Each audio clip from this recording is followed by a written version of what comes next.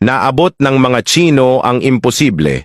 Nakapagtayo sila ng isang tulay na tila umaabot sa langit, at ang kamanghamanghang taas nito ay siguradong hahanga ka.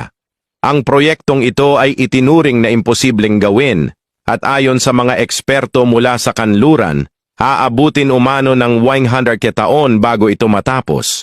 Gayunpaman, natapos ito ng mga inhinyerong Tsino sa loob lamang ng 3 taon at agad binuksan para sa trapiko. Ito ang pinakamataas na tulay sa mundo na may taas na 565 metro at haba na 1,240 metro. Ang Baipongiong Bridge ay idinisenyo upang tumagal ng 100 taon at kayang tiisin ang napakalakas na hangin.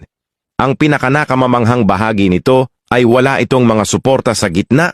Sa halip, nakasabit ito gamit ang 124 na kable ng suspensyon. Mula sa malayo, mistulang isang dragon ng tulay na sumisimbolo sa lakas at kapangyarihan ng infrastruktura ng Tsina.